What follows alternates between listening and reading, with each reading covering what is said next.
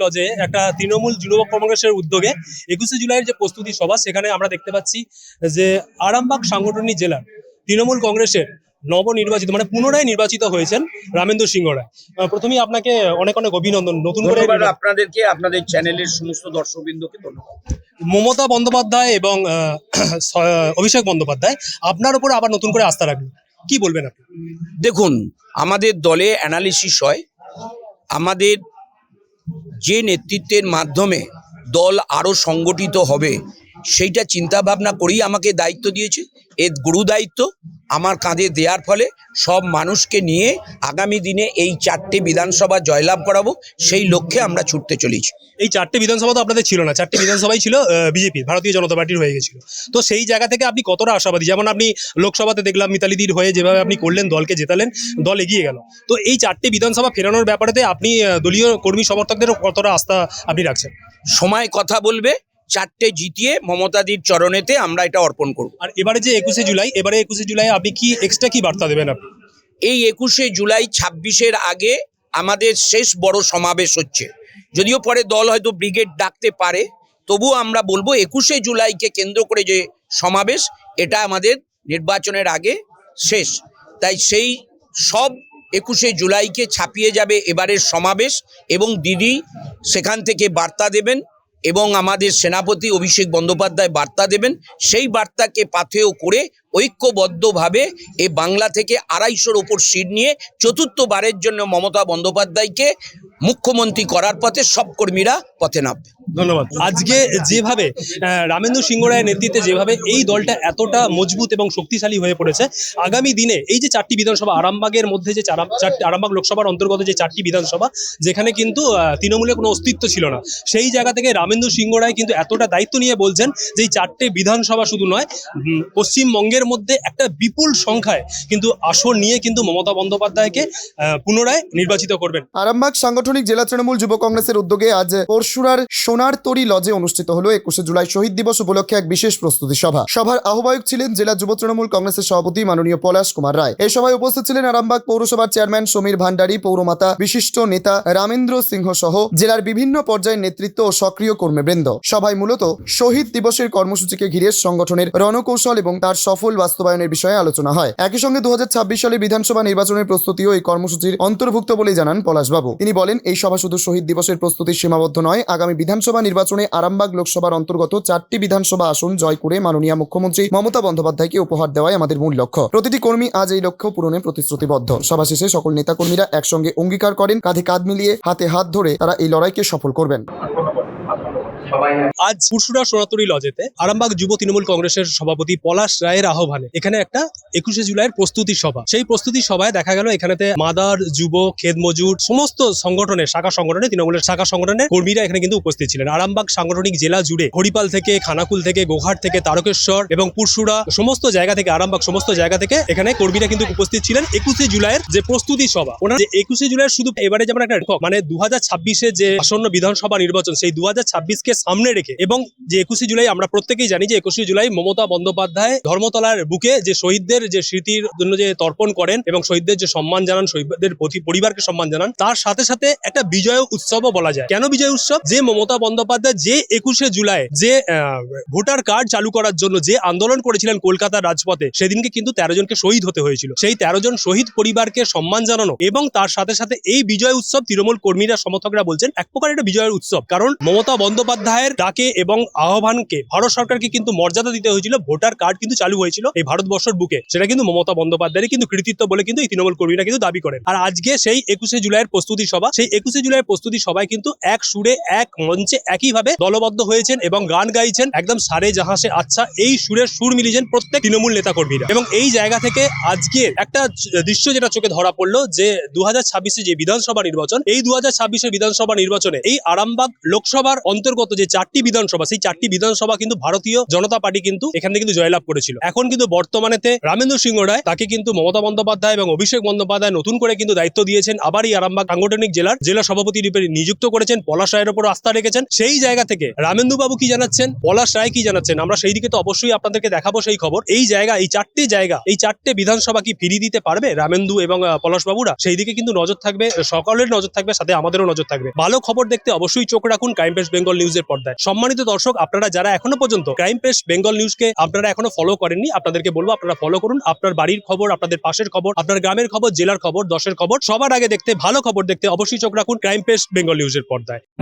উপস্থিত সকল নেতৃত্বকে, বিশেষ করে উপস্থিত আছেন আমাদের আরামবাগ পৌরসভার চেয়ারম্যান, ভাইস চেয়ারম্যান, আমাদের জেলা পরিষদের গত দুবারের সভাধিপতি, বর্তমান জেলা পরিষদ মেম্বার, আমাদের অনেকগুলোর ওয়েব কুকার, আমাদের আরামবাগ জেলার সভাপতি দিবাকর মান্না, এছাড়া এখানকার পঞ্চায়েত সমিতির সভাপতি, জেলা পরিষদ মেম্বার সহ সব নেতৃত্ব এখানে উপস্থিত আছেন। আলাদাভাবে আর সৌন্দর্য আছে, আমাদের রফিক আছে, সবাই আছে, সবার নাম আমি বলছি না, প্রত্যেককে আন্তরিক অভিনন্দন জানাচ্ছি। মঞ্চের নিচে আপনারা যারা বসে আছেন তাদেরকে আর নতমস্তকে আপনাদের প্রণাম সালাম জানাই। আপনারা আছেন বলে দল আজও এই বাংলার বুকেতে তাদের পতাকা দিয়ে। একটা কথা বলবো, আজকে দেখুন পলাশ একটা ডাক দিয়েছে যুব তৃণমূল কংগ্রেসের তরফ থেকে 21শে জুলাই। ও বিভিন্ন জায়গায় সেই খবর পৌঁছে দিয়েছে।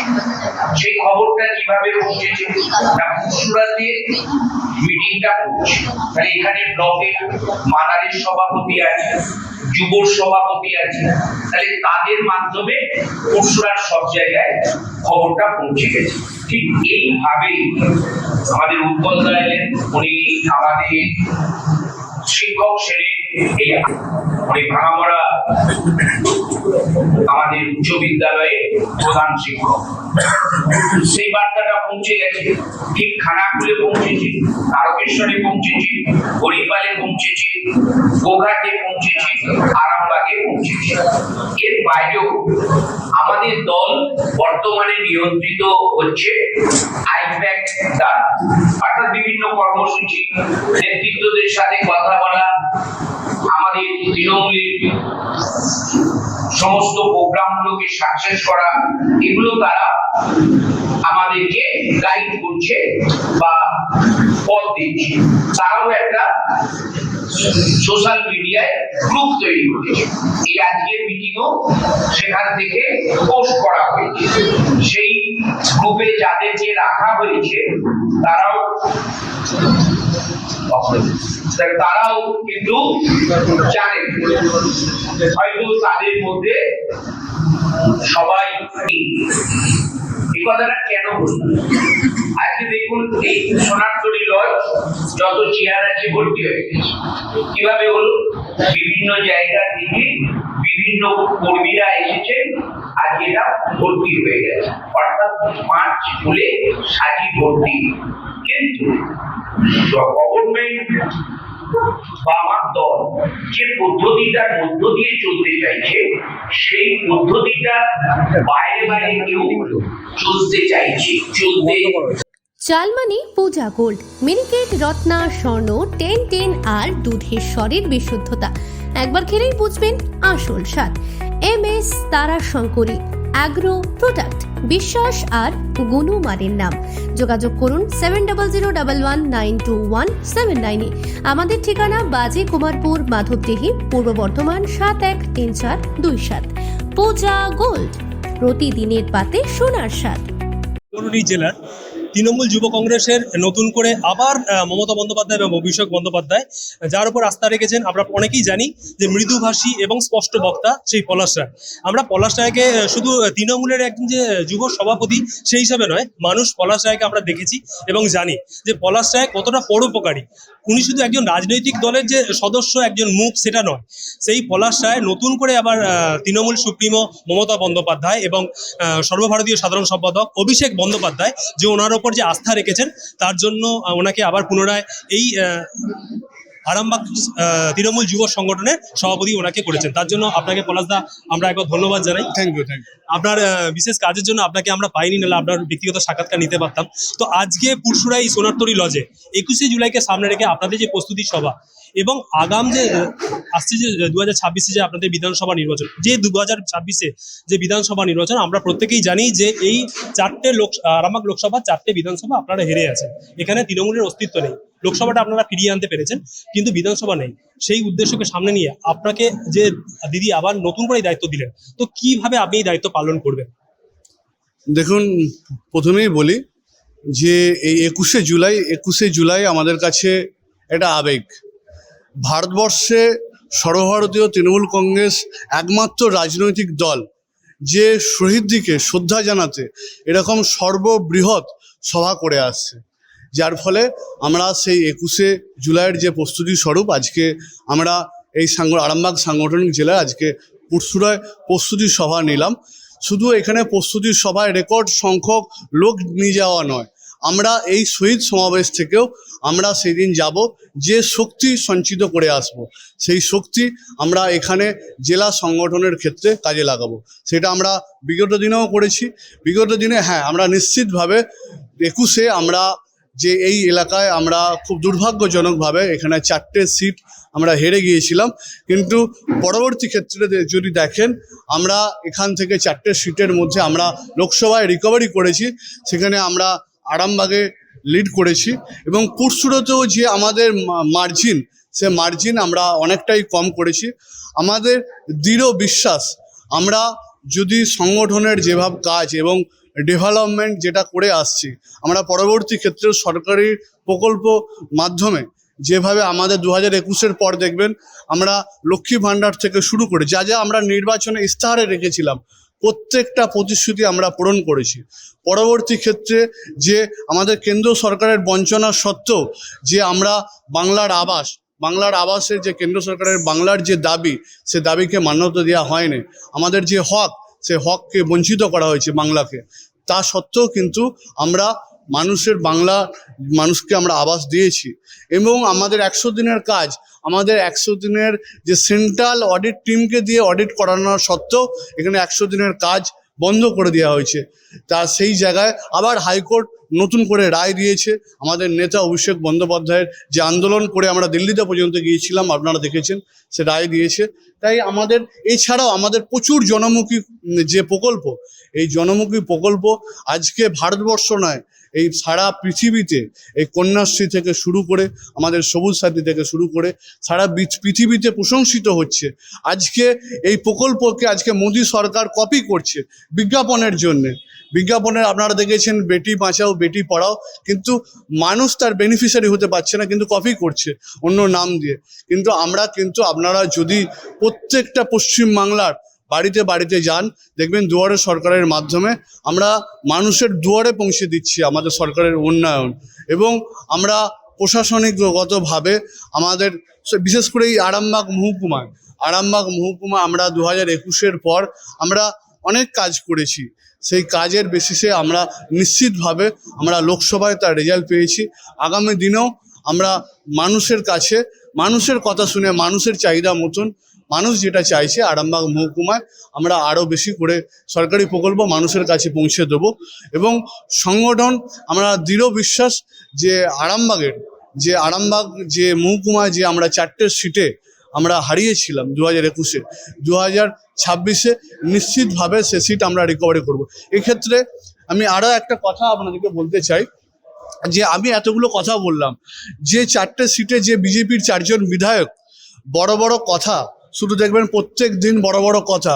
আপনারা বলুন ওই 4টে বিধায়ককে, পুরসুরো, খানাকুল, আরামবাগ এবং গোঘাট, যে আপনারা যে বিধায়ক হলেন এই বিধানসভায়, আপনারা খতিয়ান দিন আপনারা কি করেছেন, কাজের খতিয়ান দিন। আমি নিজে জেলা পরিষদের সদস্য, আমি যে জায়গা থেকে নির্বাচিত হয়েছি, আমি 2 বছরে কিন্তু তার খতিয়ান আমি এলাকার মানুষের কাছে তুলে ধরেছি। 4টে বিধায়ক 4টে সিআরপিএফ নিয়ে ঘুরছে, আমরা দেখেছি। সিআরপিএফ নিয়ে ঘুরে আর শুধু বড় বড় কথা, ঠিক আছে। আমরা চাই মানুষ তাদের খতিয়ান চাই, এবং আমরা এই 4 বছরে 4টে সিট আমরা হেরে যেও আমরা মানুষের পাশে থেকেছি। সে প্রাকৃতিক দুর্যোগ থেকে শুরু করে এবং সরকারি প্রকল্প তো আমরা পৌঁছেই দিচ্ছি। তাই আমরা এই ডেভেলপমেন্টের মানুষ কিন্তু জবাব দেবে। গণতন্ত্রের ডেমোক্রেসিতে মানুষ শেষ কথা বলে। তাই আমার দৃঢ় বিশ্বাস আপনারা দেখতে পাবেন 2026-এ বিপুল সংখ্যক মানুষের আমরা সমর্থন নিয়ে এই 4টে সিট আমরা আবার পুনরুদ্ধার করব। ধন্যবাদ পুনস্ত। পুরসুরা থানার সোনারতরী লজ থেকে জগন্নাথ মণ্ডলের সঙ্গে সন্দীপ পালের report, time press, Bengal news. তোমার আমার সকলেরই একটাই পছন্দ, মাদার্স চয়েস। ঘরে সুগন্ধি ভাত, প্রতিদিনের রান্নায় নিখুঁত স্বাদ, চাই উন্নত মানের চাল। তাহলে আর দেরি কেন? আজই যোগাযোগ করুন ধনরাজ অ্যাগ্রো ইন্ডাস্ট্রিজ প্রাইভেট লিমিটেডে। আমরা আনি আপনার টেবিলে খাঁটি ও মানসম্মত চাল মাদার্স চয়েস নামে। একবার ব্যবহার করুন, আর ফিরে তাকাতে হবে না। বিশ্বাসী গোড়া, গুণগত মানে সেরা। মাদার্স চয়েস, মা যেমন চান চাল তেমনই। যোগাযোগের জন্য এখনই কল করুন 8509752023 এই নম্বরে। মাদার্স চয়েস শুধুই সেরা নয়, সবার প্রথম পছন্দ।